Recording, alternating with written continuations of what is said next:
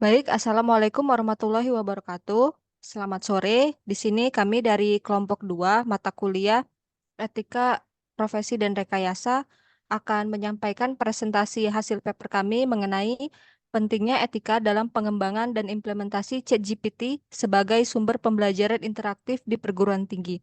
Adapun nama-nama kelompok kami terdiri dari Muhammad Redo Kristianto, Japar Sodik, saya sendiri Ayu Soleha, kemudian Asmi Haki Albazra, Alvin Alfaiz, Sukma Adam Saka, Maharani Nauli Situmorang, Mutiara Avanza Balkis, Ahmad Razin Zahran, dan Listiaji Wibisono.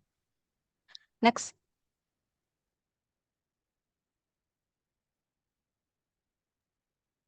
Adapun beberapa outline akan kami bawakan pada presentasi sore ini mengenai yang pertama adalah pendahuluan terkait pengertian dari ChatGPT itu sendiri, kemudian etika dalam implementasi ChatGPT, lalu implementasi ChatGPT di perguruan tinggi, dan kesimpulan. Next. Nah, yang pertama itu mengenai pengertian dari ChatGPT. Jadi sebenarnya ChatGPT ini merupakan kecerdasan buatan yang dapat membantu pekerjaan manusia. Nah, kenapa ChatGPT itu dapat dikatakan membantu pekerjaan manusia? Karena dengan menggunakan ChatGPT terutama bagi mahasiswa ya. Nah, mahasiswa itu dapat menggali lebih dalam terkait materi pembelajaran yang ingin dipelajari. Contohnya apabila kita ingin memahami suatu, maka kita langsung saja dapat mengetikkan narasi di platform ChatGPT sehingga ChatGPT itu dapat membuatkan berbagai narasi yang diperoleh dari berbagai sumber untuk kita pelajari lebih dalam. Kemudian ChatGPT juga itu bertujuan untuk mempermudah pengguna dalam mencari berbagai informasi secara cepat dan juga membuat berbagai tulisan. Nah, ChatGPT ini juga dia itu platform yang sangat bermanfaat sekali karena apabila kita menginputkan suatu perintah di dalam platform ChatGPT, maka ChatGPT ini akan menghasilkan sebuah narasi berupa teks yang dimana teks tersebut diperoleh ChatGPT dari berbagai sumber sehingga kita itu dapat mengolah kembali narasi tersebut menjadi narasi yang kita inginkan atau data-data yang kita inginkan seperti itu. Selanjutnya akan dijelaskan oleh Saudara Reda.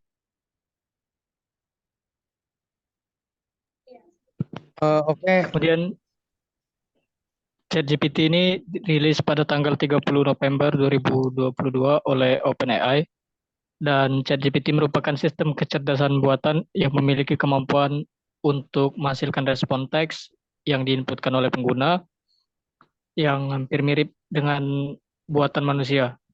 Nah, jadi pengguna hampir dapat menginputkan suatu permasalahan apapun ke dalam platform ini. Selanjutnya, pemanfaatan ChatGPT ini juga termasuk dalam menjawab pertanyaan, menyelesaikan tugas, dan meningkatkan produktivitas. Next.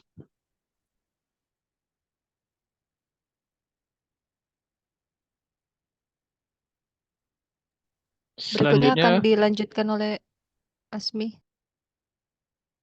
Oke, baik, terima kasih Kak.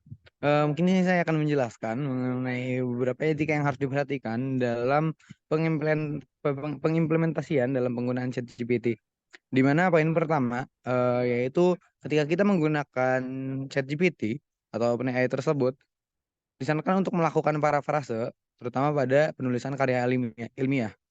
Hal ini dikarenakan hasil narasi atau respon yang diberikan dari ChatGPT didapatkan dari rangkuman dari berbagai sumber, yang mana dari sumber tersebut masih di antara sumber asli dan juga narasi dari ChatGPT, dan itu mempunyai kemiripan. Selanjutnya, dalam penggunaan ChatGPT ini juga dapat digunakan untuk memperluas variasi bahasa, karena proses penulisan karya ilmiah itu memerlukan kendali serta kontrol dari penulis dengan cara yang aktif untuk meninjau serta mengedit hasil dari narasi yang diberikan oleh ChatGPT.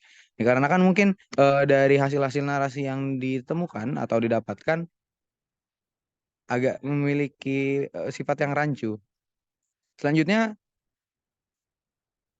yaitu menjadikan ChatGPT hanya sebagai referensi ide. Tidak kita masukkan secara plek-ketiplek atau copy paste saja.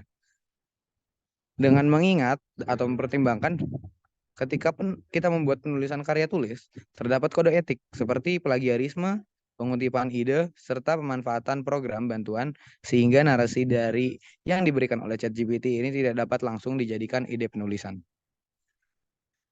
Oke, mungkin boleh next.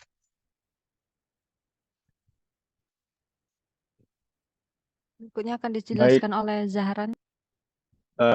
Terima kasih. Berikutnya mengenai tentang implementasi ChatGPT di perguruan tinggi. Nah, pengimplementasinya itu yang pertama adalah mengenai hasil pembelajaran yang meningkat secara signifikan, yang dimana dari penggunaan ChatGPT ini mampu untuk mengembangkan kemampuan kreativitas mahasiswa sehingga menghasilkan media pembelajaran yang lebih interaktif. Dan yang kedua, itu penggunaan ChatGPT mampu mendorong mahasiswa dalam memanfaatkan teknologi secara lebih efektif. Dan yang terakhir, mahasiswa itu lebih bisa memperdalam dan meningkatkan kemampuan dalam pemahaman materi melalui penggunaan ChatGPT secara lebih kritis dan sesuai dengan etika penggunaan ChatGPT yang sudah dijelaskan tadi sebelumnya. Mungkin boleh di next. Berikutnya akan dijelaskan kembali oleh Japar Sodik. Silakan untuk merangkum semuanya. Baik, dari penjelasan yang telah dibuat pada yang disampaikan oleh teman-teman sebelumnya, dapat kita ambil kesimpulan. Nah, yang pertama yaitu penggunaan ChatGPT di perguruan tinggi memiliki manfaat yang besar, yaitu dapat meningkatkan kualitas kegiatan pembelajaran. Yang kedua, ChatGPT yang digunakan dengan baik mampu meningkatkan kemampuan mahasiswa dalam memahami materi pembelajaran. Yang ketiga, pengguna sebagai kendali dan kontrol utama sehingga diperlukan pemanfaatan teknologi dengan sebaik-baiknya. Jadi dari penggunaan teknologi ChatGPT ini dapat meningkatkan pembelajaran mahasiswa tergantung kendali dan kontrol yang dilakukan pada pemanfaatan teknologi ini. Mungkin itu saja yang dapat saya sampaikan. Saya kembalikan ke moderator.